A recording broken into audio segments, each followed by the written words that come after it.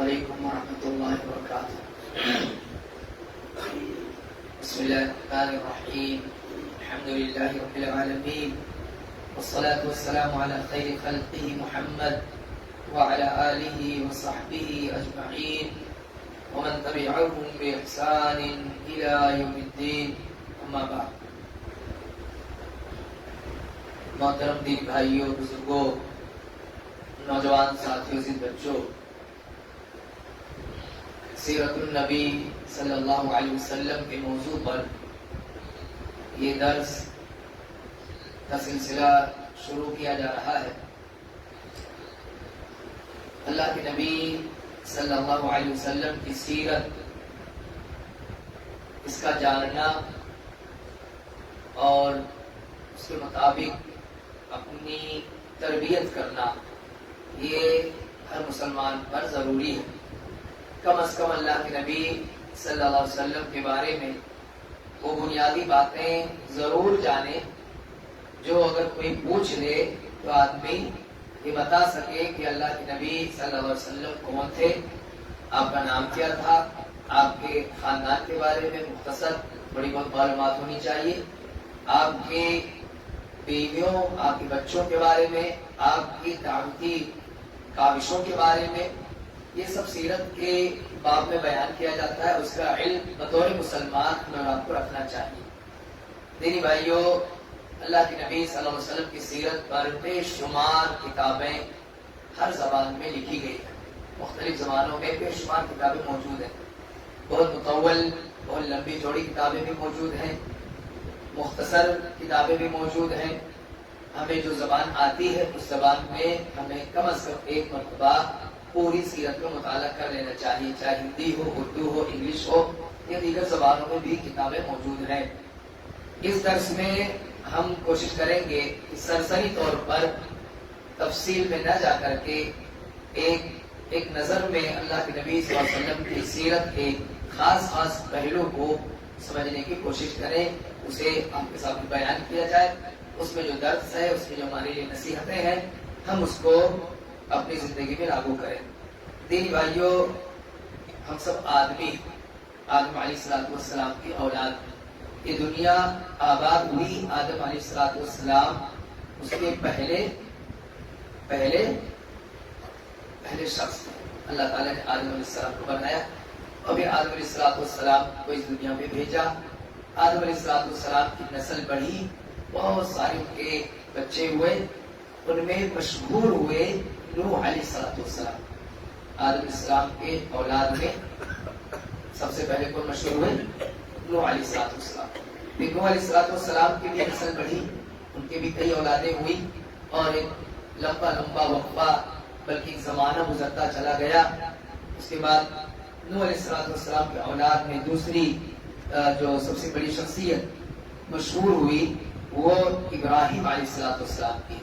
نوح علیہ السلام کے اولاد میں جو شخصیت مشہور ہوئی وہ ابراہیم علیہ السلام کی ہے۔ یہ عراق میں پیدا ہوئے اور ایک ایسے ماحول میں انہوں نے آنکھیں کھولی جہاں جب انہوں نے ہوش سنبھالا تو دیکھا کہ آس پاس جو لوگ رہتے ہیں یہ مختلف چیزوں کی عبادت کرتے ہیں، سورج کی عبادت کرتے ہیں، چاند کی عبادت کرتے ہیں اور ستاروں کی عبادت کرتے ہیں۔ ایسے ہی اپنے ہاتھوں سے بت بناتے ہیں اور اس کی عبادت کرتے ہیں۔ اللہ تعالیٰ کی سنت رہی ہے کہ اللہ تعالیٰ نے جسے نبی بنایا، جسے رسول بنایا، اسے نبی اور رسول بنائے جانے سے پہلے بھی اللہ تعالیٰ نے اس کی حفاظت کی ہے، یعنی ان سے کوئی ایسا کام سرزد نہیں ہوا ہے کہ بعد میں لوگ کہیں کہ تم نے بھی ایسا کیا تھا، تم بھی تو ایسا کرتے تھے، آ جائے ہمیں بتانے، ہمیں سکھانے۔ انسان کے کیریکٹر میں یہ چیز بہت معنی رکھتی ہے۔ اگر اس کا پاسٹ ایسا گزرا ہے کہ اس کے پاسٹ میں کوئی ایسی چیز ہوئی ہے جس سے وہ بات کو منع کرے تو لوگ جھٹ سے اس کے پاسٹ کا حوالہ دے کر کے کہتے تم بھی تو ایسا کرتے تھے۔ اللہ تعالیٰ نے اپنے انبیاء کو اس سے محفوظ رکھا، انبیاء علیہ السلام کو اس سے محفوظ رکھا، ان سے ایسی کوئی غلطی نہیں ہوئی، ان سے ایسا کوئی کام نہیں ہوا کہ جس پر انہیں بعد میں کوئی تعلق نہیں کرے، کوئی برا بھلا کہے۔ بشری تقاضے کے تحت اگر کبھی کچھ ایسی بات ہوئی بھی ہے تو اس کی وجہ سے کوئی حرف نہیں آتا، اس کی وجہ سے کوئی نبیوں پر کوئی بلیم نہیں آتا ہے. جیسے بچپن ہے، بچپن میں اگر کبھی کچھ ایسا ہوا ہو تو اس کا ذکر نہیں کیا جا سکتا. ہم سب بھی بچپن کے مرحلے سے گزرے ہیں، لڑکپن کے مرحلے سے گزرے ہیں. اس وقت ایسی بہت ساری حرکتیں ہم سے اور آپ سے بھی ہوتی رہتی ہیں یا ہوئی ہے کہ ہم انہیں یاد کرتے ہیں آج تو ہمیں افسوس ہوتا ہے، سوچتے ہیں ہم نے ایسا کیوں کر لیا یا ہمیں نہیں کرنا چاہیے تھا. تو انبیاء علیہ السلام کو اللہ تعالیٰ نے اس سے محفوظ رکھا تھا. خود پیارے نبی محمد رسول اللہ صلی اللہ علیہ وسلم کے بچپن کا ایک واقعہ سیرت میں ذکر کیا جاتا ہے کہ آپ اپنے ہم عمر لوگوں کے ساتھ، اپنے ہم عمر بچے تھے، آپ کے ساتھ بچے لوگ ہی تھے. یہ تھا کہ چلو چلتے کہیں اور ایک جگہ جا کر کے وہاں لوگ قصہ کہانی سناتے تھے اور یعنی تفریح کی باتیں ہوتی تھی، لوگ ہنستے تھے، ہنساتے تھے. اس طرح کی مجلس منعقد ہوتی تھی. اللہ کے نبی صلی اللہ علیہ وسلم بھی گئے، بچے تھے بھی، لیکن جب وہاں پہنچے اور محفل کا آغاز ہوا، بات شروع ہوئی تو اللہ تعالیٰ نے پیارے نبی صلی اللہ علیہ وسلم پر اونگ جاری کر دی. پیارے نبی سو گئے. اس مجلس میں ہوتے ہوئے بھی انہوں نے اس لہو لعب میں حصہ نہیں لیا، سو گئے. اللہ کے نبی کو پتہ ہی نہیں چلا کہ یہاں کیا کیا ہوا، کیا کیا بات ہوئی ہے. ایک مرتبہ خانہ کعبہ کی تعمیر کے وقت ایسا ہوا کہ کسی نے مشورہ دیا کہ اینٹ کندھے پہ رکھ کر کے چھوٹے چھوٹے بچے اس کو لا کر کے کعبہ کے پاس رکھ رہے تھے. تو اب اینٹ ڈائریکٹ چمڑے پر رکھے، ڈائریکٹ چمڑی پہ لگے، اس سے وہ کٹ جائے گا، چھل جائے گا اور درد ہوگا، تکلیف ہوگی. تو کسی نے اسے مشورہ دیا بچوں کو کہ جو لپیٹے ہو، جو تہمت باندھ رکھا تم لوگوں نے، کھول دو اس کو اور اسی کو کیا کرو اپنے کندھے پر رکھ دو، کندھے پہ اس پہ رکھ کر کے لے کر آؤ تو وہ درد سے بچ جاؤ گے. سارے لوگوں نے جھٹ سے کر لیا. لیکن جیسے اللہ کے نبی صلی اللہ علیہ وسلم نے کرنا چاہا، آپ پر یکایک ایسی خشی طاری ہو گئی کہ اللہ کے نبی صلی اللہ علیہ وسلم کر نہیں پایا، بے ہوش ہو گئے. اللہ بے ہوش ہو گئی، وہ ہو ہی نہیں پایا پیارے نبی صلی اللہ علیہ وسلم سے. تو اس طرح سے اللہ تعالیٰ نے بہت طریقوں سے حفاظت کی ہے ہر موڑ پر انبیاء علیہ السلام کی. خود سے کوئی ایسی لفظ، کوئی ایسا کام نہیں ہوا کہ بعد میں ان کے امتی انہیں کچھ برا بھلا کہہ سکیں یا ان کو کچھ بلیم کر سکیں. یہ اللہ کا فضل ہے، اللہ کا بہت بڑا احسان تھا. تو دینی بھائیوں، ابراہیم علیہ السلام عراق میں پیدا ہوئے. ان کے بیٹوں میں ایک کا نام ہم سنتے ہیں اسحاق علیہ السلام، اور دوسرے کون ہیں؟ اسماعیل علیہ السلام. اسحاق علیہ السلام کو ابراہیم علیہ السلام نے آباد کیا ملک شام میں. شام میں آباد کیا اور وہاں کا پورا دعوتی کاز اسحاق علیہ السلام نے سنبھالا. اور دوسرے بیٹے کون ہیں؟ اسماعیل علیہ السلام. انہیں کہاں آباد کیا؟ کہاں؟ حجاز میں. اس وقت مکہ کے نام سے نہیں تھا، حجاز کا علاقہ کہا جاتا تھا. اور شام جاتے وقت اور یمن جاتے وقت یہ بیچ میں یہ جگہ پڑتی تھی، ملک شام اور یمن کے بیچ. اور یہاں سے لوگوں کا آنا جانا لگاتار لگا رہتا تھا.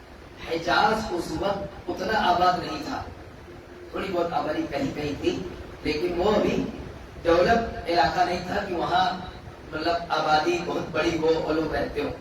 لیکن سفر کی وجہ سے وہاں کو لوگ اسٹاپ کرتے تھے، وہاں رکتے تھے حجاز کے علاقے میں. بعد میں حجاز بھی بہت بڑا ہو گیا اور حجاز کے مشہور 3 شہر ہیں. کون کون سے؟ حجاز میں 3 مشہور شہر ہیں، مکہ، مدینہ اور طائف. مکہ، مدینہ اور طائف. پیارے نبی محمد رسول اللہ صلی اللہ علیہ وسلم کا تعلق انہی 3 شہروں سے رہا، مکہ سے، طائف سے اور مدینہ سے. آپ صلی اللہ علیہ وسلم کی سیرت میں انہی 3 شہروں کا ذکر کثرت سے آئے گا اور انہی سے آپ کا تعلق رہا. تو حجاز میں لا کر کے ابراہیم علیہ السلام نے اللہ کے حکم پر اسماعیل علیہ السلام کو آباد کیا. اسماعیل علیہ السلام کو جب بقرعید کے موقع پر وہ ذکر سنتے کہ اللہ تعالیٰ نے حکم دیا تو شیرخوار بچے کو لے کر اسماعیل علیہ السلام کی والدہ کو لا کر کے ابراہیم علیہ السلام نے مکہ میں آباد کر دیا. جبکہ وہاں کوئی اتنی بڑی آبادی نہیں تھی، بلکہ جس وقت آباد کیا اس وقت آبادی ہی نہیں تھی، کوئی آبادی نہیں. وہاں جہاں پر انہیں ٹھہرایا، ہو سکتا ہے دور دراز آگے پیچھے جہاں وہاں کچھ لوگ رہتے ہوں، لیکن جس مقام کا تعین کیا کہ یہاں لا کر کے ٹھہرانا ہے، آباد کرنا ہے، وہاں پر کوئی نہیں تھا.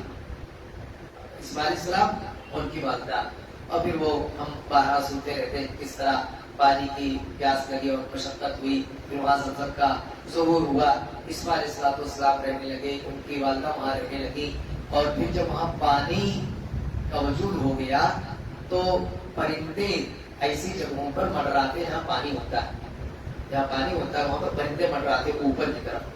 تو ان پرندوں کو دیکھ کر کے آنے جانے والے لوگوں نے اندازہ لگایا کہ یہاں پانی ہوگا، یہاں پانی ہوگا، اور زمزم وہاں تھا. پھر آہستہ آہستہ لوگ آنے لگے اور آ کر کے حاجرہ علیہ السلام سے کہتے کہ ہمیں اس میں سے ہمیں یہاں رہنے کی اجازت دیجیے، ہم بھی یہاں رہنا چاہتے ہیں. تو انہوں نے اجازت دی شرط کے ساتھ کہ پانی یہ ہمیشہ میرا ہی رہے گا، میں پینے دوں گی، پانی پینے کی اجازت ہوگی لیکن پانی کی ملکیت نہیں دوں گی، تم اس کے دعوے دار کبھی مت بننا. کتنی مشقت سے ملا تھا، کتنی آدمی جس چیز کی بیس بناتا ہے، جو اس کا بانی ہوتا ہے، وہ سمجھتا کہ کتنی دقت اور کتنی پریشانی کے بعد کوئی چیز اس کو نصیب ہوتی ہے تو اس کی قدر بھی وہی کر پاتا ہے. انہوں نے ایک شرط رکھی کہ پانی پینے کے لیے ملے گا، استعمال کے لیے ملے گا، لیکن یہ اس کی مالک مطلب یہ میری ملکیت میں رہے گا. خیر لوگوں نے اس کو کوئی تعارض بھی نہیں کیا اور پھر آہستہ آہستہ لوگ وہاں پر آباد ہونے لگے. یہ مکہ بن رہا ہے، یہ کیا بن رہا ہے؟ مکہ بھی آباد ہو رہا ہے.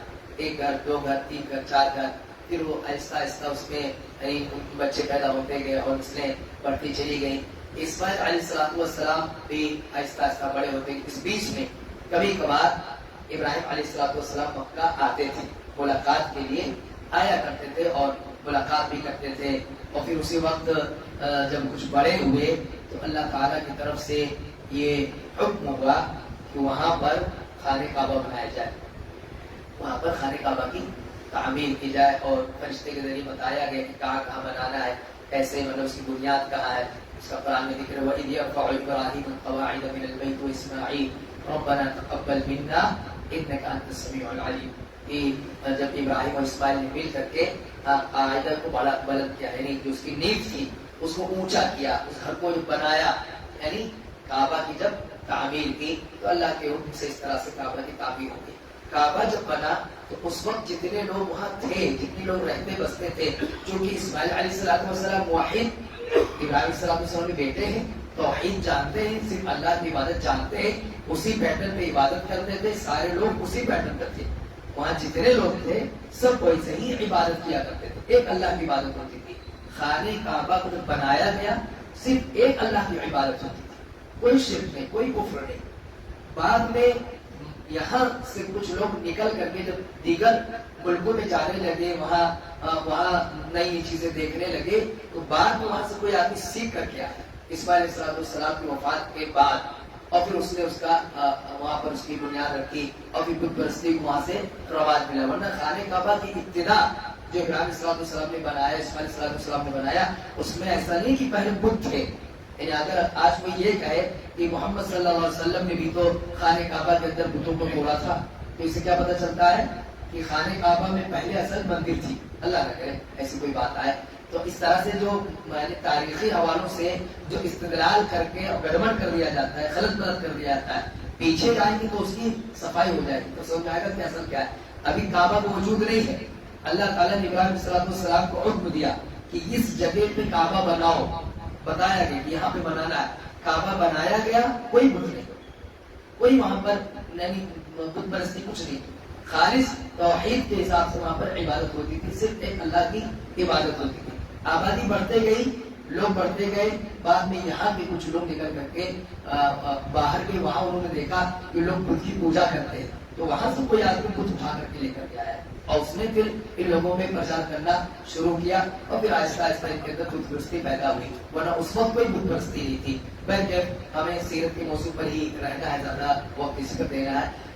اسماعیل علیہ السلام جب بڑے ہوئے تو ان کی شادی اسی قبیلے کی ہوئی. وہاں جو لوگ رہتے تھے اسی میں سے کسی خاتون سے شادی ہوئی، لیکن وہ شادی چل نہیں پائی. وجہ کیا ہے وہ بھی ابراہیم علیہ السلام کے واقعے میں پڑھتے ہیں.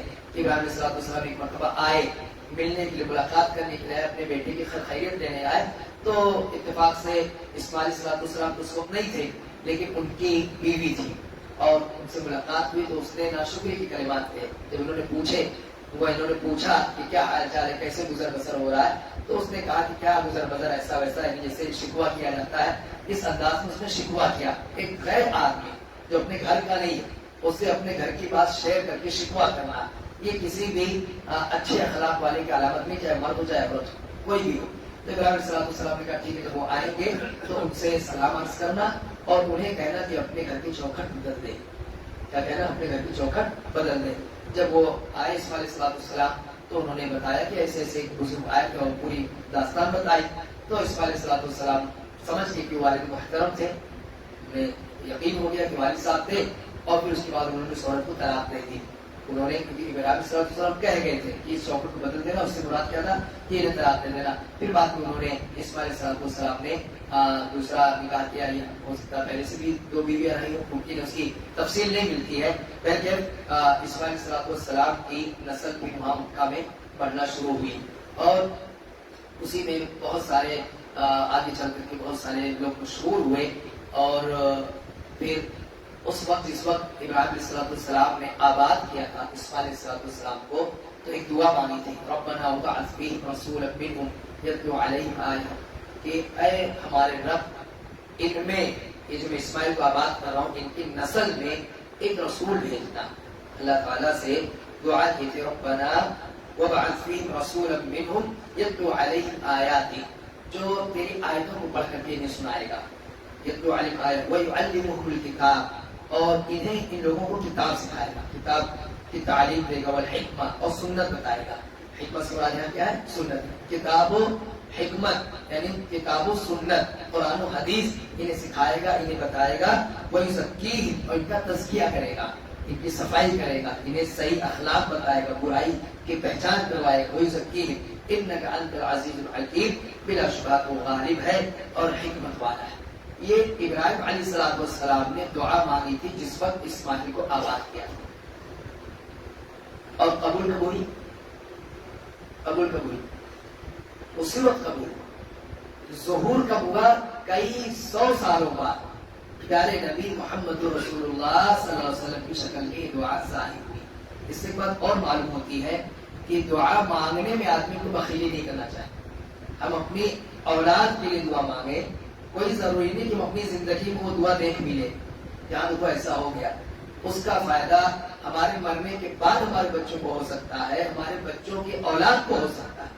آپ دیکھیں ابراہیم علیہ السلام نے دعا کب مانگی تھی؟ اسماعیل علیہ السلام کی حیات میں، اور اسماعیل علیہ السلام کے بعد کئی پیڑھیاں گزری ہیں، کئی پیڑھیاں. بلکہ اس حوالے سے سیرت نگاروں کا اختلاف ہے کہ جو سلسلے نسب بیان کیا جاتا ہے وہ کہاں تک درست ہے. اسماعیل علیہ السلام تک وہ بیان کر دیا جاتا ہے، لیکن اس میں واقعی تاریخی اعتبار سے سب وہی صحیح ہے یا نہیں ہے، اس مسئلے میں اختلاف اسی لیے کہ کئی پیڑھیاں گزر گئی ہیں. میں مختصر سناؤں جو سلسلے نسب ہے. بسم اللہ الرحمن الرحیم. محمد بن عبداللہ بن عبد المطلب بن ہاشم بن بن قصی بن کلاب بن مرہ بن کعب بن لوئی بن خالد بن فہد بن مالک بن نضر بن کنانہ بن خزیمہ. یہ 15 پیڑھیاں ہو گئی. کتنی؟ 15 پیڑھیاں. یہ سلسلے نسب محفوظ ہے. محمد بن عبداللہ بن عبد المطلب بن ہاشم بن عبد مناف بن قصی بن کلاب بن مرہ بن کعب بن غالب بن فہد بن مالک بن نضر بن کنانہ بن خزیمہ، اور بھی اوپر تک ہے. تو اس میں کئی پیڑھیوں کے ذکر کے بعد پھر اختلاف ہو جاتا ہے کہ یہ تھے کہ یہ تھے، یہ تھے یا یہ تھے. لیکن یہاں جو میں سمجھانا چاہ رہا ہوں کہ آپ یہ دیکھیں 15-16 پیڑھی جہاں تک ملتا ہے کتنا سال گزر گیا ہوگا، اور وہ دعا ظاہر نہیں ہوئی. وہ دعا ظاہر ہوئی اب بہت بعد میں محمد رسول اللہ صلی اللہ علیہ وسلم. اسی لیے پیارے نبی صلی اللہ علیہ وسلم کے حوالے سے بعض سیرت نگاروں نے لکھی ہے کہ تاکہ نبی کہتے تھے کہ میں اپنے دادا ابراہیم کی دعا ہوں، میں اپنے دادا ابراہیم کی دعا ہوں اور عیسیٰ کی بشارت ہوں. عیسیٰ علیہ السلام نے بنی اسرائیل کی بشارت دی تھی. اللہ تعالیٰ نے قرآن میں ذکر کیا وَإِذْ قَالَ عِيسَى ابْنُ مَرْيَمَ يَا بَنِي إِسْرَائِيلَ إِنِّي رَسُولُ اللَّهِ إِلَيْكُمْ مُصَدِّقًا لِمَا بَيْنَ يَدَيَّ مِنَ التَّوْرَاةِ وَمُبَشِّرًا بِرَسُولٍ. عیسیٰ علیہ السلام کہہ رہے ہیں کہ میں بشارت دے رہا ہوں، خوشخبری سنا رہا ہوں، ایک رسول آئے گا یأتی من بعدی، میرے بعد ایک رسول آئے گا، اسمہ احمد. ان کا نام کیا رہے گا؟ احمد نام. یہ نام کس نے بتایا تھا؟ عیسیٰ علیہ السلام. اپنے سے بتائیں گے؟ ایسے تو وحی سے بتایا گیا. عیسیٰ علیہ السلام کو بھی وحی کر کے بتایا گیا تھا کہ تمہارے بعد جو نبی آئیں گے ان کا کیا نام رہے گا؟ احمد نام رہے گا. اللہ کے نبی صلی اللہ علیہ وسلم کا دو نام بہت مشہور ہوا. ایک محمد، قرآن میں بھی ذکر ہے محمد رسول اللہ ہے نا. قرآن محمد رسول اللہ جو آپ کے دادا عبد المطلب نے رکھا تھا، اور آپ کی والدہ کی خواہش تھی، انہوں نے کہا کہ میری طرف سے یہ نام رکھیں احمد. کیا نام رکھیں؟ احمد. یہ دو نام بہت مشہور ہوئے. حالانکہ اس کے علاوہ 3 نام اور اللہ کے نبی صلی اللہ علیہ وسلم کے صحیح بخاری کے روایت میں ہے. الماحی، الماحی بھی اللہ کے نبی صلی اللہ علیہ وسلم کا نام ہے. ایسے الحاشر، العاقب، 5 نام. محمد، احمد سب جانتے ہیں. اس کے بعد الماحی، ماحی بھی کہہ سکتے ہیں. ماحی نام، ماحی نام مسلم نام ہے. جو کوئی رکھتا ہے اس جانکاری کے ساتھ کوئی حرج کی بات نہیں ہے. لیکن اگر ایسا ہے کہ بعد میں بچے کو لوگ کچھ اور نہ سمجھیں کہ وہ بیچارہ ہمیشہ بتاتے رہے کہ میں کیا ہوں اس کے نام پہ، تو کہیں اس میں بھی کوئی حرج کی بات نہیں. لیکن اگر رکھتا ہے اور اس لیے رکھتا ہے کہ اللہ کے نبی صلی اللہ علیہ وسلم کا ایک نام ماحی تھا، بہت اچھی بات ہے. وہ بچے کو سمجھا بتا دیں کہ اس لیے میں نے تمہارا نام رکھا. وہ بتائے گا لوگوں کو کہ میں نے کہا نبی صلی اللہ علیہ وسلم کا نام کیا تھا؟ ماحی نام تھا.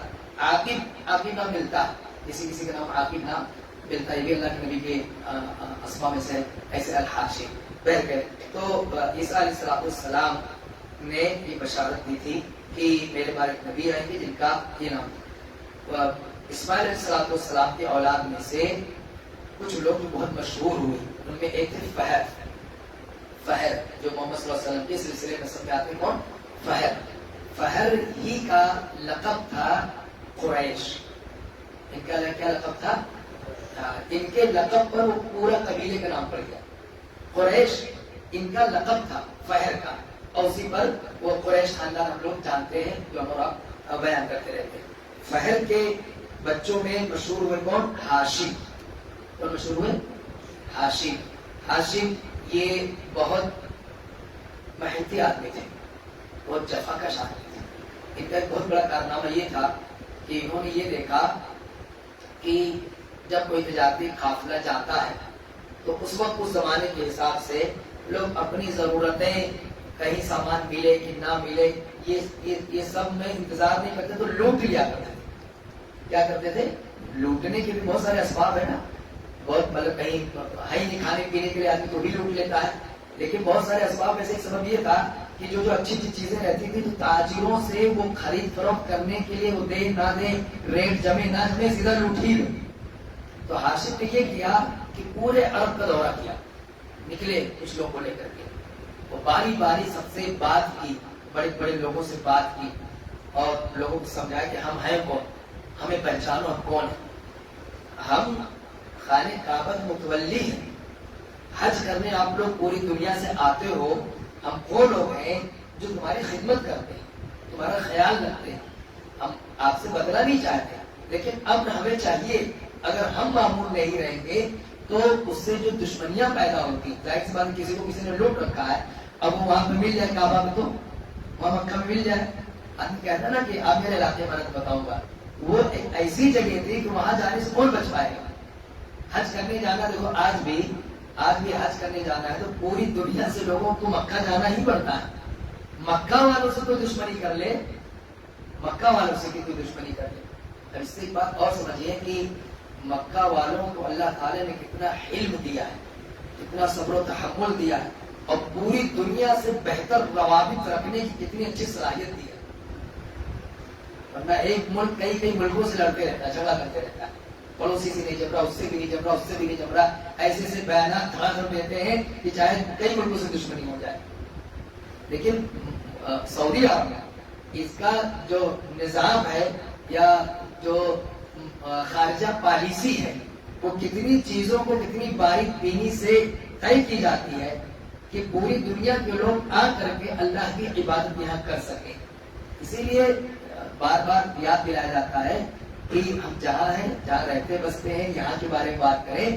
سعودی کی پالیسی پہ جو لوگ ٹپڑی جھٹ سے کرنا چاہتے ہیں وہ نہیں جانتے وہاں کے نظاموں کو، وہاں کی حکمتوں کو نہیں جانتے، وہاں کے تقاضوں کو نہیں جانتے، بہت کچھ نہیں جانتے. ان کو تو لگتا ہے جیسے ہمارے گھر کی باتیں مارو گھر فوراً ڈسیزن لو، ان کو پوری دنیا کے مسلمانوں کو یہ موقع فراہم کرنا ہے کہ لوگ آ کر کے حج کر سکے، عمرہ کر سکے۔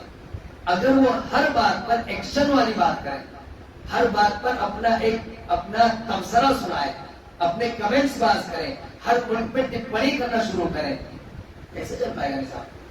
سارے مسلمانوں کا دروازہ بند ہو جائے گا، پوری دنیا کے مسلمانوں کا آنا جانا دوبر ہو جائے گا۔ ایک مثال اللہ نہ کرے، ابھی سعودی حکومت کی ہندوستان کی گورنمنٹ سے دشمنی ہو جائے، آنے جانے کا سلسلہ بند ہو جائے، تو یہاں کے مسلمان حج عمرے کے لیے محتاج ہو جانے کے لیے ہو جائے، نہیں ہوں گے؟ کتنے بڑے خیر کا دروازہ بند ہو جائے گا۔ تو حکمران ایسا نہیں کہ راضی رہتے ہیں، خوش رہتے ہیں کہ ٹھیک ہے بھائی مسلمانوں کو مارو مارو، ہمارا تمہارا چلے گا، ایسا نہیں رہتا ہے۔ دل میں بہت درد ہوتا ہے، بہت تکلیف ہوتی ہے، لیکن مصالحتوں میں بھی درجے ہوتے ہیں، مصلحتوں میں بھی کیا رہتے ہیں؟ درجے رہتے ہیں۔ ان درجوں کو دیکھ کر کے پالیسی طے کی جاتی ہے۔ میں تھوڑا سا موضوع سے بھٹک گیا ہوں، لیکن اہم نکتہ ہے، اس لیے ریحان بھائی تھوڑا سا اسے بول دیتا ہوں کہ ان پالیسیوں کو جو طے کیا جاتا ہے وہ مصالحت کے درجوں کو دیکھ کر کے طے کیا جاتا ہے۔ ایک مثال دے کے سمجھاتا ہوں۔ اللہ کے نبی صلی اللہ علیہ وسلم نے فرمایا کہ روزے کی حالت میں جب تم سے کوئی جھگڑا کرے تو اس کو کیا کہہ دو؟ انی امرؤ صائم، کہ میں روزے سے ہوں۔ کوئی ضروری کہ آپ غلطی پر رہو، ہو سکتا ہے آپ حق پر رہو، بلکہ حق پر رہو اور سامنے والا تم سے لڑنا چاہتا ہے، جھگڑا کرنا چاہتا ہے، پھر بھی آپ اس کو جواب کیا دو گے؟ انی امرؤ صائم، میں روزے سے ہوں۔ تم حق پر ہو، وہ تم سے لڑنا چاہتا ہے، وہ تم سے جھگڑا کرنا چاہتا ہے، ممکن ہو کچھ زیادتی بھی کر رہا ہو، کچھ الزام لگا رہا ہو، کچھ بہتان لگا رہا ہو، اور تم لڑنا چاہو تو لڑ بھی سکتے ہو، لیکن ایک عظیم مقصد تمہارے سامنے کہ تم حالت عبادت میں جھگڑا نہیں کرو گے۔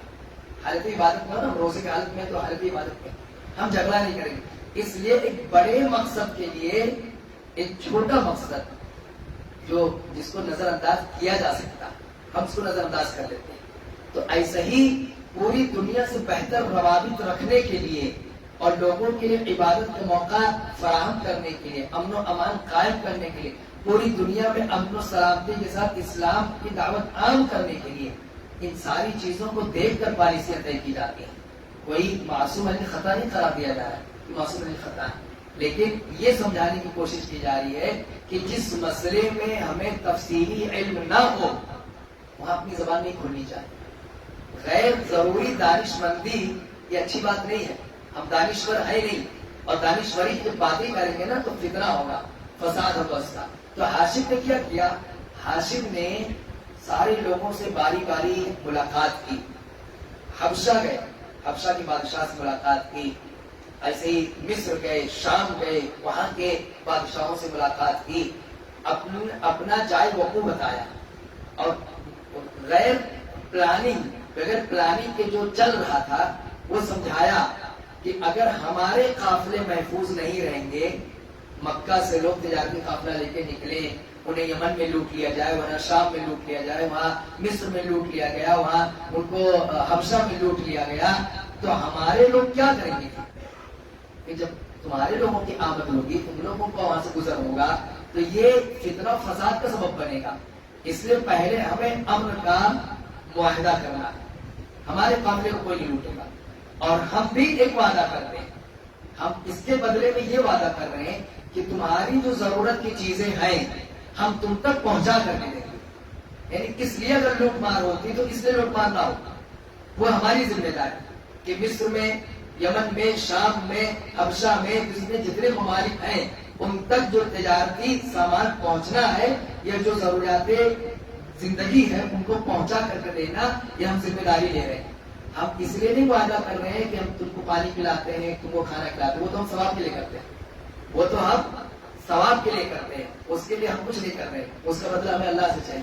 لیکن یہ جو امن کی کوشش کی جا رہی ہے اس لیے کہ تم ہمارے قافلوں کو نہ لوٹنا، اور اس پر الحمدللہ لوگوں نے عمل کیا۔ عمل کا فائدہ یہ ہوا کہ پھر عرب کے جو تاجر تھے بہت آسانی کے ساتھ سارے ملکوں میں آتے جاتے تھے، ان کے قافلے کو کوئی ہاتھ نہیں لگا، یہ دیکھتے تھے اچھا کہاں سے آئے، مکہ سے آئے، حجاز سے آئے، یہ یہاں کے لوگ ہیں، ان کو ہاتھ نہ لگاؤ، اور پھر اس کی وجہ سے پھر جب وہ وہاں سے لوگ حج کے لیے آتے یا دیگر موقع پر آتے تھے تو یہاں جو مہمان نوازی دیتے تھے، مہمان نوازی، ہاشم کے یہاں ہمیشہ ڈیگیں چڑھی رہتی تھی. خانہ کعبہ کی کوئی زیارت کرنے آیا ہے، کوئی دیکھنے آیا ہے، کوئی حج کرنے آیا ہے، کھانے پینے کا اس کو ٹینشن نہیں. کہاں کھائے گا، کہاں پانی. اس وقت آج تو بہت کچھ ترقی ہو گئی ہے، وہ چمڑے کا پورا ہاؤس بنوا کے رکھتے تھے. چمڑے کا ہاؤس، اس میں پانی ٹھنڈا رہے گا، سیف رہے گا. تو چمڑے کا ہاؤس بنواتے تو اس میں پانی اسٹور کروا کے رکھے رہتے تھے. کوئی آئے گا تو وہاں سے وہ پی سکے آسانی کے ساتھ. روٹیاں توڑا کر کے بوٹیوں کے ساتھ مکس کروا کے سالن میں ریڈی ایک خاص قسم کا پکوان رکھواتے تھے. کوئی بھی آئے تو کھائی پی، اس کو کوئی دقت نہ ہو. یہ ہے قریش خاندان جو اسی زمانے سے اتنا باعزت تھا. اس کی وجہ سے لوگوں میں ان کی مقبولیت اتنی بڑھتی گئی، اتنی عزت ان کی ہو گئی، اتنی عزت ہو گئی کہ پھر وہ جو ایک آدمی بیچ میں اٹھا تھا نا ابرہا، اس نے کہا کہ سب سارے لوگ انہیں سے محبت کرتے، تو اس نے غلط سے گھر بنوا لیا اور کہا یہاں آ کر کے اس کا طواف کرو، اس کو دیکھو. تو اس کو کسی نے اسی طرح سے مطلب وہ اللہ تعالیٰ نے اس کے دن کو ختم کیا. یہاں تک کہ اس نے کوشش کر لی کہ خانہ کعبہ کو ڈھا بھی دے. جب خانہ کعبہ مٹ جائے گا تب تو لوگ آنا شروع ہوں گے اور یہاں پر ہمارے گھر کو دیکھنا شروع کریں گے. لیکن اللہ تعالیٰ نے پھر ابابیل بھیج دیا، پھر وہ پولیس کی تفصیل ہے کس طرح سے انہیں ختم کیا گیا. تو ہاشم کا یہ بہت بڑا کارنامہ. ہاشم کے بیٹوں میں مشہور ہیں عبد المطلب. عبد المطلب کا اصل نام شیبہ تھا. ان کا اصل نام کیا تھا؟ شیبہ.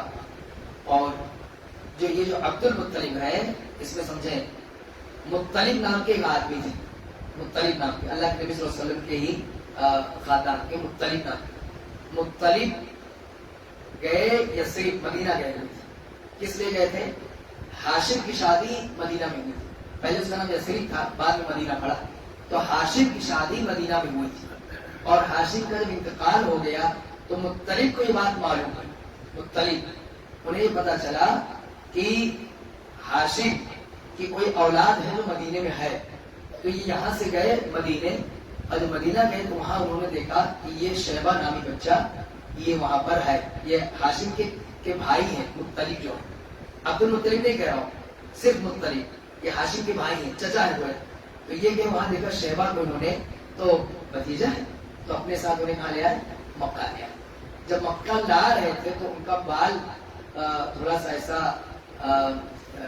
کس کلر کا کہیں گے اس کو، وہ گولڈن کلر کا، گولڈن کلر جیسا تھا. تو اس وجہ سے کو شیبہ بچپن سے ہی کہا جاتا تھا.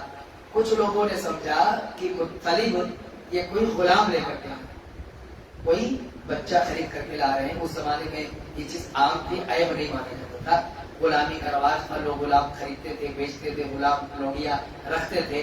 تو لوگوں نے ان کو عبد المطلب کہہ دیا. عبد المطلب یعنی مطلب کا غلام، مطلب کا غلام. اور پھر وہی بہت مشہور ہو گیا، اور اتنا مشہور ہو گیا کہ نام ہی پڑ گیا عبد المطلب. عبد المطلب کا اصل نام شیبہ ہے، لیکن کس نام سے مشہور نہیں. کس نام سے مشہور ہے؟ عبد المطلب. اب بہت قریب ہو گئے ہم پیارے نبی صلی اللہ علیہ وسلم کے. عبد المطلب کون ہے؟ اللہ کے نبی صلی اللہ علیہ وسلم کے دادا. عبد المطلب کے 10 بیٹے. کتنے بیٹے؟ 10 بیٹے. 10 میں سے 5 بہت مشہور ہیں. عبد المطلب کے 10 بیٹوں میں 5 بیٹے مشہور ہو. کون کون سے بھی بتائے؟ 5 کون مشہور؟ جو مسلمان ہو ان کا نام میں بتا دیتا ہوں. مسلمان کون ہوئے؟ حمزہ رضی اللہ تعالیٰ، عباس رضی اللہ تعالیٰ. ایک اور نام ہے مشہور وہ بھی، ہاں مسلمان تو نہیں ہوئے جی، ابو طالب. مسلمان اور وہاں ابو طالب 3 ہو گئے، اور ابو لہب. چلو 4 تو ہو گیا. ایک نام بچا عبداللہ، پیارے نبی صلی اللہ علیہ وسلم کے والد ہے نا. تو یہ عبداللہ. کسی موقع پر انہوں نے یہ نظر مانی تھی عبد المطلب نے کہ میرے 10 بیٹے ہوں گے تو میں ایک بیٹے کو ذبح کروں. 10 بیٹے اگر میرے ہوں گے تو ایک بیٹے کو میں اللہ کے لیے کروں گا، ذبح کروں گا. تو 10ویں بیٹے یہی تھے عبداللہ. جب وہ بڑے ہوئے کچھ تو لوگوں نے یاد دلایا کہ تم نے کہا تھا ذبح کرنا ہے، تم نے کہا تھا ذبح کرنا ہے. نظر مانی، نظر مشہور ہو گئی تھی. اس لیے کچھ کرنے کا ارادہ ہو تو اس کا پرچار نہیں کر دینا چاہیے. انہوں نے دوسرے لوگ کروا کے رکھتے ہیں، تو سب بار بار کہنے لگے. اب یہ اتنے خوبصورت، اتنے اچھے کہ عبد المطلب کو تھوڑا سا تردد ہونے لگا، تو کسی سے مشورہ لیا کہ بھائی مجھے اپنے اس بچے کو ذبح نہیں کرنا ہے، کوئی اس کی سبیل بتا دو کہ جس پہ میری عزت بچ جائے، لیکن میں ذبح نہیں کرنا چاہتا ہوں۔ لوگوں نے روکا، خاندان کے لوگوں نے پریشر بنایا کہ نہیں، کیا یہ نظر مانے نہیں، کوئی ضرورت نہیں پورا کرنے کی، کوئی دوسری راہ نکالو۔ تو اس وقت ایک یہ رواج چلتا تھا کہ کسی کی جان بخشنی ہے، اگر کسی کی جان بخشنی ہے تو اس کو کچھ اونٹ دے کر کے اس کی جان بخشوا دیتے تھے۔ تو یہ ہوا کہ ایک تیر نکالو اور اس پر اونٹ لکھا رہتا تھا، 10 اونٹ ایسا ہے، یا کچھ اور شکل تھی، اس کی تفصیل ذہن میں نہیں رہی۔ تو یہ تھا کہ مطلب اگر میرے کو ذبح کرنا ہے تو 10 اونٹ ایک کنارے پر، پھر نکالو، پھر سے اگر لکھا آئے گا کہ نہیں ذبح کرو تو پھر 10 اونٹ چڑھاؤ، پھر دیکھو پھر اگر آ رہا ہے کہ ذبح کرو تو پھر 10 اونٹ چڑھاؤ۔ ایسے کرتے کرتے کرتے کرتے 100 اونٹ ہو گئے کہ اس سے بچنے کے لیے کہ ذبح نہ کرنا پڑے۔ 11ویں میں آیا کہ ہاں ٹھیک ہے اب ذبح نہ کرو، تو ان کی جان بخشی میں، ان کی جان بچانے کے لیے 100 اونٹ ان کو ذبح کرنا پڑا، جس کو عبد المطلب، عبداللہ کی جان۔ اسی لیے اسی کو بعد میں ایک طرح سے دیت پہ رکھ دیا گیا کہ اگر کوئی آدمی کسی کا قتل کر دے جان بوجھ کر، کوئی آدمی کسی مسلمان نے کسی مسلمان کا جان بوجھ کر قتل کر دیا تو اس کی جان، مقتول تو چلا گیا دنیا سے، اب قاتل کو اگر بچانا ہے تو اس کے خاندان والے 100 اونٹ دے کر کے بچا سکتے ہیں، اگر مقتول کے ورثہ تیار ہو تو۔ اور اگر وہ قصاص ہی پر بزی دیں گے، نہیں قصاص کریں گے، قتل ہی کریں گے، تب تو خیر کوئی آپشن نہیں، حتیٰ کہ پورا خاندان تیار ہو، ایک بچہ بھی اگر منع کر دے گا تو بھی قتل ہی کیا جائے گا، کوئی آپشن نہیں۔ لیکن اگر سارے لوگ تیار ہیں کہ ٹھیک ہے بھائی آپ دیت دے دو اور ہم چھوڑ دیں گے، تو 100 اونٹ دینا پڑے گا، کتنا ہو 100 اونٹ دینا پڑے گا، وہیں سے وہ چیز جاری ہوگی۔ عبداللہ بڑے ہوئے تو ان کی شادی مکہ ہی پہ ہوئی، اور اس کے بعد عبداللہ کا بہت جلد انتقال ہو گیا۔ ہم اور آپ جانتے ہیں اللہ کے نبی صلی اللہ علیہ وسلم ابھی ماں کے پیٹ میں ہی تھے کہ عبداللہ کا اس دنیا سے انتقال ہو گیا۔ آمینہ جو اللہ کے نبی صلی اللہ علیہ وسلم کی والدہ ہے، آمینہ کو یہ بات معلوم تھی کہ ہمارا پرانا رشتہ ہے مدینے سے، پرانا ہمارا ناتا ہے کہاں سے؟ مدینے سے۔ تو یہ اپنے بیٹے پیارے نبی محمد رسول اللہ صلی اللہ علیہ وسلم کو لے کر کے مدینے گئی تھی۔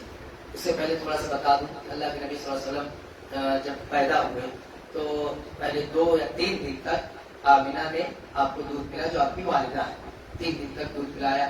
پھر ایک لونڈی نے دودھ پلایا، جوائبیہ نام ہے، انہوں نے دودھ پلایا۔ اور پھر عربوں کے یہاں ایک عام کلچر تھا، ایک عام ان کے یہاں ایک رواج تھا کہ بچوں کو وہ اپنے گھر پہ نہیں پالتے تھے، بلکہ شریف گھرانے کے اور جو کھاتے پیتے کھانے کے لوگ ہوتے تھے وہ اپنے بچوں کو مکہ سے کچھ دوری پر جو دوسرے ایسے یعنی بہترین کلائمیٹ کے علاقے ہوا کرتے تھے، جہاں پر آب و ہوا بہت اچھی ہو اور پولوشن نہ ہو، بہت صاف ستھرا ماحول ہو، کھیلنے کودنے ہر چیز کی سہولت ہو، تو ایسے دائیوں کے حوالے کرتے تھے کہ تم لے کر کے جاؤ اور پالو میرے بچوں کو، اور اس کی باقاعدہ فیس رہتی تھی، اس کی فیس دیتے تھے۔ وہ اچھا کھانا کھاتی تھی، یعنی اس وقت بہترین غذا کھاتی تھی، کیونکہ ان کا کام ہی رہتا تھا دودھ پلانا، تو دودھ پلانے کے لیے وہ ایک بہت صاف شفاف ماحول میں رہتی تھی اور بہترین غذا کا استعمال کرتی تھی، اچھا دودھ ہوتا تھا، بچوں کو دودھ پلایا کرتی تھی اور ان بچوں کی پرورش کیا کرتی تھی، اس کے بدلے میں کچھ فیس دیا کرتی تھی۔ اسی موقع پر دائی حلیمہ کے نصیبے میں پیارے نبی صلی اللہ علیہ وسلم آئے۔ اس کی بھی تفصیل ہے کہ جب دودھ پلانے والی عورتیں آئی تو بہت سارے بچے لے کے گئی، بہت ساری عورتیں آئی ہوئی تھی، لیکن محمد صلی اللہ علیہ وسلم کو لینے کے لیے کوئی تیار نہیں ہو رہا تھا۔ وجہ کیا تھی کہ آپ مالی ناحیے سے آپ کا گھر اس وقت اس پوزیشن میں نہیں تھا، تو کتراتی تھی بہت سے ساری عورتیں یہ سوچ کر کے کہ اتنی اچھی فیس نہیں مل پائے گی جتنا دوسروں کو مل رہی ہے۔ بلکہ حلیمہ کو کوئی بچہ نہیں ملا، ان کے مقدر میں اللہ نے کچھ اور لکھ رکھا تھا، تو انہیں پیارے نبی محمد رسول اللہ صلی اللہ علیہ وسلم ملے اور نبی کریم صلی اللہ علیہ وسلم کو پڑھ کر کے ان کی جو قسمت چمکی، اللہ تعالیٰ نے جو کچھ نوازا، جتنی برکتیں ہوئی، اس حوالے سے سیرت نگاروں نے لکھا ہے کہ برتن بھر جایا کرتے اپنے گھر کی بکریوں کا دودھ دو کر کے، کہ اللہ کے نبی صلی اللہ علیہ وسلم کے ذریعے اللہ تعالیٰ نے وہ برکت انہیں نصیب فرمائی۔ تو تقریباً 6 سال تک کی عمر گزر گئی۔ اللہ کے نبی صلی اللہ علیہ وسلم اس بیچ میں کبھی کبھار وہ ماں سے ملانے کے لیے لے بھی آتی تھی، دائی حلیمہ لے کے آتی تھی. پھر وہاں بھی ایک واقعہ ظاہر ہوا, وہ شق صدر والا, اس موقع کو بہت گھبرا بھی گئی دائی حلیمہ, بہت ڈر گئی کہ یہ بچے کو ان کے بیٹے نے, حلیمہ کے بیٹے نے بتایا کہ ہم لوگ کھیل رہے تھے اور اس کے بعد کوئی آیا اس کو اٹھا کر کے لے کے گیا, وہاں جا کے اس کا سینہ چیر دیا اور ایسا ایسا ہوا. تو جب دائی حلیمہ نے یہ سب دیکھا اور سنا تو اتنا گھبرا کہ اللہ دوسرے کی امانت ہے, اگر اس کو کہیں کچھ ہو گیا تو میرا کیا ہوگا, میں کیا جواب دوں گی. تو لے کر کے واپس آ گئی, لایا اور آمنہ سے گزارش کی کہ نہیں بھائی یہ آپ کا بچہ تھوڑا الگ ٹائپ کا ہے, اسے آپ کیا کرو, اسے آپ رکھ لو. تو دائی حلیمہ کو سمجھایا بجھا کر کے پھر سے انہیں بھیجا گیا. 6 سال کی عمر تک لگ بھگ دائی حلیمہ کے پاس اللہ کے نبی صلی اللہ علیہ وسلم رہے اور اس کے بعد پھر واپس ریٹرن مدینے آ گئے. مدینے جب آئے, اس میں ہو سکتا ہے شق صدر کا واقعہ اخیر کا ہو, کچھ آگے پیچھے ہو, یعنی وہ اسی بچپنے کا ہی واقعہ ہو. تو جب آئے تو آمینہ اپنے ساتھ لے کر کے اللہ کے نبی صلی اللہ علیہ وسلم کو یثرب گئی, مدینے گئی. وہاں گئی, اپنے رشتے داروں سے انہوں نے ملاقات کی اور ملاقات کے بعد تقریباً 1 مہینے تک وہاں انہوں نے قیام بھی کیا. 1 مہینے تک رہی. اور پہلے کے سفر ہوا بھی ایسے کرتے تھے. آج تو آدمی کہیں مہمان بن کے جاتا ہے تو 24 گھنٹے میں ریٹرن آ جاتا ہے, بس اوقات ایک ٹائم میں کھانا کھا کے واپس آ جاتا ہے. لیکن پہلے ایسا نہیں تھا. پہلے جانے میں بھی 2-4 دن رکھتے تھے اور پھر آدمی کہیں جاتا تھا تو 2-3 دن رہتا بھی تھا, 2-3 دن وہاں رہتا بھی تھا. اتنی فاسٹ دنیا نہیں تھی اور بہت کچھ پہلے کا بہت اچھا بھی تھا. آج کے زمانے کے حساب سے تو آدمی اپنے خاص لوگوں کو بھی وقت نہیں دے پاتا ہے. تو وہاں وہ 1 مہینے تک تقریباً تھی. اور اس کے بعد وہاں سے جب واپس آنے لگی تو ایک جگہ ہے ابوا, مقام ابوا کہتے ہیں اس کو. وہاں جب پہنچی وہ تو ان کی طبیعت کچھ خراب ہو گئی اور وہاں کسی کے یہاں ٹھہر کر کے علاج معالجہ کیا گیا, طبیعت ٹھیک ہو جائے. لیکن ان کی عمر اتنی ہی تھی, ان کا انتقال ہو گیا. اب پیارے نبی محمد رسول اللہ صلی اللہ علیہ وسلم, آپ ہیں 6 سال کے اور آپ کی والدہ اس دنیا سے جا چکی ہے. ایمن نامی لوڈی تھی, وہ اس وقت ساتھ میں تھی, اللہ کے نبی صلی اللہ علیہ وسلم والد سے بھی محروم ہو گئے اور والدہ بھی اس دنیا سے جا چکی ہے. یہ اللہ کے نبی صلی اللہ علیہ وسلم کی زندگی کا ایک بہت ہی تکلیف دہ پہلو ہے کہ پیدائش سے پہلے ہی والد کا انتقال ہو گیا اور 6 سال کے بھی بچے ہیں, والدہ کا بھی انتقال ہو گیا. وہاں سے لے کر کے ایمن جیسے تیسے جب مکہ پہنچی, اللہ کر کے عبد المطلب کے حوالے کیا اور ان کو برا ماجرا سنایا کہ راستے میں ایسا ہو گیا اور آمنہ کا انتقال ہو گیا. اس وقت 80 پلس عمر تھی اس کی, عبد المطلب کی, بوڑھے ہو گئے تھے. کیسا کلیجہ پھٹا ہوگا کہ مطلب اس کے باپ بھی نہیں ہے, ماں بھی نہیں ہے اور میں بھی بہت بوڑھا ہو گیا ہوں, اس بچے کی کیسے پرورش.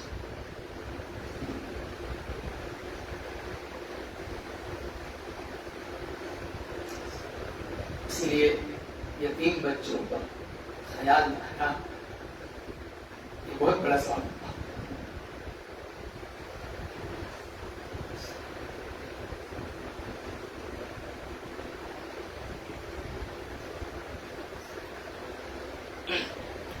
اپنے گھر میں, اپنے خاندان میں, اپنے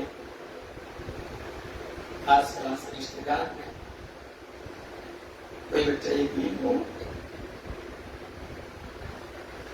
اس کو اپنے گود میں لے, اس کا خرچہ اٹھا, اس کے پڑھائی لکھائی کا پورا اپنے ذمہ لے لے. بہت بڑا نیکی کا کام. اللہ کے نبی صلی اللہ علیہ وسلم نے فرمایا انا وکافل الیتیم فی الجنہ, میں اور یتیم کی حفاظت کرنے والا, یتیم کی دیکھ ریکھ کرنے والا دونوں جنت میں ایسے رہیں. ایسے انگلی سے اشارہ کرنا کہ میں اور یتیم کی حفاظت کرنے والا دونوں جنت میں ایسے رہیں. بہت بڑا ثواب کا کام ہے دینی بھائی, بہت بڑا ثواب کا کام. ایسا رشتے داروں میں بھی ہوتا ہے. بڑے بھائی کا انتقال ہو گیا, اس کے 4 بچے ہیں, بہن کا انتقال ہو گیا, اس کے بچے ہیں, اور کوئی اپنے آس پاس دیکھیں, صرف ثواب کی نیت سے. دیکھیے رشتے داروں کے ایک دوسرے سے اتنی شکایتیں ہوتی ہیں, اتنی کمیاں, اتنی کوتاہیاں ہوتی ہیں کہ اس کو دیکھ کے کرو تو نہیں کر پاؤں. اگر لوگوں کے برتاؤ دیکھ کر ہم نیکی کرنا چاہیں تو یقین مانے نہیں کر پائیں گے.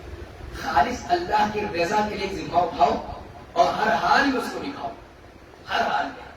ایک یتیم بچہ اپنے خاندان سے, اپنے کسی قریبی سے لے لو کہ یتیم بچہ ہے, یا ایسے کوئی بتا کہ گاؤں کا ہے, اپنے علاقے کا ہے, لوگ بتاتے بھی رہتے ہیں, اس کا پورا ذمہ اٹھا لو. ہم اپنے 4 بچے پال سکتے ہیں, ان کو پڑھا لکھا سکتے ہیں, ان کو بہترین ہاں یعنی زندگی دے سکتے ہیں. ایک بچہ اور صحیح، ایک بچہ اور صحیح، اس کے گھر میں کسی سے بتا دو اس کے ہر چیز کا دماغ میں، جب تک اللہ نے مجھے طاقت رکھی، جب تک اللہ تعالیٰ طاقت مجھے دے رکھی. عبد المطلب نے اتنا لاڈ پیار کیا، اتنا لاڈ پیار کیا، ہمیشہ ساتھ رہتے تھے پیارے نبی صلی اللہ علیہ وسلم، ہمیشہ ساتھ میں اور ان کی دیکھ ریکھ کرتے تھے، مجلسوں میں ان کو بٹھایا کرتے تھے. لیکن اندر سے ایک ڈر لگا رہتا تھا کہ میری بھی اپنی ایک عمر ہو چکی، نہ جانے کم میں اس دنیا سے چلے جاؤں. اور پھر وہی ہوا، عبد المطلب کا انتقال ہو گیا. دیکھیے خاندان بہت اچھا تھا، خاندان کے لوگ بہت اچھے تھے.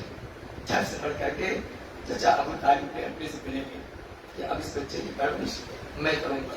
اور پھر انہوں نے بہت اچھے سے پالا، بہت خیال رکھا، اللہ کے نبی صلی اللہ علیہ وسلم کا پل پر ان کا ساتھ دیا. اللہ کے نبی صلی اللہ علیہ وسلم بھی بڑے ہونے لگے، آہستہ آہستہ عمر بڑھتی چلی گئی. پھر بچپن ہوا، لڑکپن ہوا، اور آپ کی شرافت، آپ کی خوبیاں یہ لوگوں میں چرچے میں آ گئی. آپ عام بچوں کی دوسرے بچوں کی طرح سے نہیں تھے. لوگ سنتے تھے محمد صلی اللہ علیہ وسلم، محمد مطلب کیا کوالٹی اس بچے کے اندر، اس نوجوان کے اندر کیا کوالٹی ہے. لوگ تعریف کرتے تھے اللہ کے نبی صلی اللہ علیہ وسلم کی، سچائی، صداقت، امانت، یا لڑائی جھگڑے سے دوری. ایک جنگ ان کے خاندان کی تھی، پیارے نبی صلی اللہ علیہ وسلم کے خاندان والوں کی بہت دنوں سے ایک جنگ چلی آ رہی تھی. اور اس جنگ میں جنگ فجار کے نام سے اس کو ذکر کیا جاتا، سیرتی کام. وہ جنگ کئی سالوں سے چلی آ رہی تھی. تو ایک مرتبہ ایسا ہوا کہ اللہ کے نبی صلی اللہ علیہ وسلم کو بھی اس میں شرکت کرنی پڑی. اور اللہ کے نبی صلی اللہ علیہ وسلم کو کہا گیا اس میں مطلب کہ اپنے خاندان والوں کی جنگ ہے دوسرے لوگوں سے، کس بات پہ لڑائی تھی، کس بات پہ جھگڑا تھا، وہ بہت پرانا میٹر ہو گیا تھا. لیکن بیٹھ کے جنگیں چلتی تھیں، اللہ کے نبی صلی اللہ علیہ وسلم بھی کھڑے ہوئے اور اللہ کے نبی کا دل بہت اڑ رہا تھا یہ دیکھ کر کے کہ ان جنگوں کے نتیجے میں کتنے بچے یتیم ہو جاتے ہیں. ظاہر سی بات جنگ کون لڑے گا، جوان لوگ لڑتے تھے، وہ مارے جاتے تھے، چاہے یہاں کے مارے جائیں چاہے ادھر کے مارے جائیں. تو جو مارے جاتے تھے اس کے بعد میں بہت سارے بچے یتیم ہو جاتے تھے، عورتیں بیوہ ہو جاتی تھی. جنگ کسی مسئلے کا حل نہیں ہے، کسی مسئلے کا حل نہیں ہے. انشاءاللہ اس پر ہم تفصیل سے بات کریں گے. لیکن اللہ کے نبی صلی اللہ علیہ وسلم بہت کڑھن ہوتی تھی. تو اللہ کے نبی صلی اللہ علیہ وسلم کے سامنے یہ ذکر آیا کہ کچھ لوگوں نے کبھی کوشش کی تھی کہ سارے لوگوں سے بات کر کے کہ یہ جو انتقامی جذبے سے سالہ سال لوگ جنگ لڑتے آ رہے ہیں اس کو ختم کیا جائے، اس کو بند کیا جائے، بہت نقصان ہو رہا ہے. تو اس میں کچھ لوگ جنہوں نے پہل کی تھی وہ کسی وجہ سے پھر بعد میں معاملہ سخت پڑ گیا. اللہ کے نبی صلی اللہ علیہ وسلم جو معلوم ہوا تو اللہ کے نبی صلی اللہ علیہ وسلم نے اس کو کہا کہ ہاں میں اس میں شامل رہوں گا، اپنی خواہش ظاہر کی. اور پھر سے ان لوگوں کو جمع کیا، ایک کمیٹی بنائی اور اس میں ایک آدمی جو تھا پیش بھیجا، فضل نام کا آدمی. فضل نام کے آدمی سے اللہ کے نبی صلی اللہ علیہ وسلم نے کہا کہ اس کام کو ہمیں کرنا ہے. یہ جوانی کی عمر کی بات ہے. اور پھر فضل نے آگے بڑھ کر کے اللہ کے نبی صلی اللہ علیہ وسلم کے ساتھ اور بھی کچھ لوگ مل کر کے ایک سارے مکہ والے جس سے جنگیں ہوتے آئی تھی سب نے مل کر کے ایک معاہدہ کیا کہ نہیں اب جنگ پر. اس کو حلف الفضول کے نام سے حلف الفضول، فضل والوں کا آپس میں معاہدہ کہ نہیں ہم پہنچ جائیں گے، ہم جو بھی 8-10 لوگ ہیں پہنچ کر کے اس کی روک تھام کریں گے لیکن جنگ نہیں ہونے دیں گے. یہ اللہ کے نبی صلی اللہ علیہ وسلم نے اس وقت کیا تھا جب ابھی آپ نبی نہیں ہیں، جب ابھی آپ رسول نہیں ہیں، ابھی آپ نے کوئی دعوت نہیں دی ہے. لیکن انسانیت کے لیے آپ کا جذبہ دیکھیے، انسانیت کا درد دیکھیے کہ اللہ کے نبی صلی اللہ علیہ وسلم جو لوگ یہ الزام لگاتے، بہتان لگاتے کہ اسلام تلوار کے زور پہ پھیلا ہے اور اسلام میں خون خراب ہے، نعوذ باللہ، ان کو صحیح معنوں میں ہسٹری کا بھی علم نہیں. وہ ہمارا عقیدہ کیا پڑھے، ہماری کتاب قرآن کیا پڑھے، ہماری حدیثیں کہ اس کو چھوڑو، یہ ہسٹری بھی نہیں جانتے. اللہ کے نبی صلی اللہ علیہ وسلم ابھی نبی اور رسول بنائے نہیں گئے، اس سے پہلے جو ان کے یہاں جنگیں چلتی تھی اس کو بند کروانے کے لیے پیش رہے اور لوگوں سے مل کر کے اس کو بند کروایا کہ نہیں کوئی جنگ نہیں ہوگی. دو لوگوں کا دو گھرانوں کا کبھی جھگڑا ہو جاتا تو اللہ کے نبی صلی اللہ علیہ وسلم بطور حکم پہنچ جاتے وہاں فیصلہ کرانے کے لیے، ختم کرانے کے لیے. دو لوگ لڑتے رہتے اللہ کے نبی کو دیکھ لیتے کہ اچھا یہ جو فیصلہ کرتے ہیں ہم مان لیں. ایسی پرسنالٹی تھی اللہ کے نبی صلی اللہ علیہ وسلم، ایسی پرسنالٹی کہ اللہ کے نبی صلی اللہ علیہ وسلم آگے آ کر کے لوگوں میں صلح کا، امن کا، اس کا کام کیا کرتے تھے. آپ کی خوبیاں بے شمار تھیں. اللہ کے نبی صلی اللہ علیہ وسلم بڑے ہوئے تو تجارت کے غرض سے سفر کرنا اللہ کے نبی نے شروع کیا. اسی موقع پر خدیجہ رضی اللہ تعالی عنہا کے غلام سے ملاقات ہوئی اور اس نے جا کر کے خدیجہ سے ذکر کیا کہ ایک نوجوان ہے، بہت اچھا تاجر ہے، بہت اچھا تاجر ہے، بہت امانتدار، بہت نیک. تو خدیجہ رضی اللہ تعالیٰ عنہ نے پھر کہا ٹھیک ہے، ہم سرمایہ لگائیں گے، انویسٹ ہم کریں گے اور تم ان کے ساتھ جا کر کے مطلب کہ بزنس کرو. تو خدیجہ رضی اللہ تعالیٰ عنہ نے انویسٹ کیا، پیسہ لگایا اور پیارے نبی صلی اللہ علیہ وسلم اور خدیجہ جو غلام تھے یہ سفر پر گئے، وہاں سے تجارت کر کے آئے، کچھ کمائی ہوئی، آ کر کے پائی پائی کا حساب دیا. خدیجہ رضی اللہ تعالیٰ عنہ کو یہ چیز بہت اچھی لگی کہ اتنا ایماندار قاضی مجھے ملا ہے اور میرا پروفٹ ہو رہا، میرا فائدہ ہو رہا، بہت خوشی ہوئی. انہوں نے پھر یہ کیا کہ اللہ کے نبی صلی اللہ علیہ وسلم کے پاس نکاح کا پیغام بھجوایا کہ میں نکاح کرنا چاہتی ہوں. اللہ کے نبی کے گھر کے بڑے لوگوں نے آ کر کے دیکھا تو وہ رشتہ منظور تھا. چچا ابو طالب نے نکاح پڑھوایا. کس نے؟ چچا ابو طالب نے نکاح پڑھوایا. اس طرح خدیجہ رضی اللہ تعالیٰ عنہ سے پیارے نبی صلی اللہ علیہ وسلم کی شادی ہو گئی اور آپ کی جتنی اولادیں سب انہی سے. خدیجہ رضی اللہ تعالیٰ عنہ سے ہی زینب، رقیہ، ام کلثوم اور فاطمہ رضی اللہ تعالیٰ عنہ یہ سب پیدا ہوئی اور بیٹے بھی پیدا ہوئے، لیکن وہ ان کی عمر اتنی ہی تھی، ان کی وفات ہوگی، بچپن میں ہی ان کی وفات ہو گئی. اللہ کے نبی صلی اللہ علیہ وسلم کو خدیجہ کا بہت ساتھ ملا، بہت سپورٹ ملا. ایسے ہی چچا ابو طالب کا بھی سپورٹ ملتا رہا اور اللہ کے نبی صلی اللہ علیہ وسلم کی عمر بڑھتی گئی یہاں تک کہ آپ 40 سال کے قریب پہنچ گئے. تو مکہ کے کفر اور شرک کے ماحول کو جب اللہ کے نبی دیکھتے تھے تو وہاں آپ صلی اللہ علیہ وسلم کو بہت بڑھن ہوتی تھی، بہت تکلیف ہوتی تھی.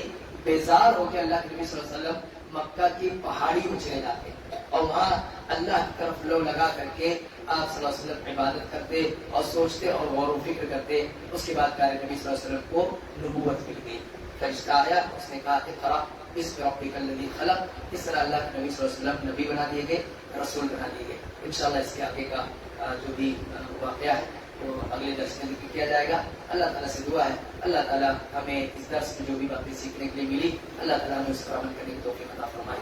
آمین. السلام علیکم.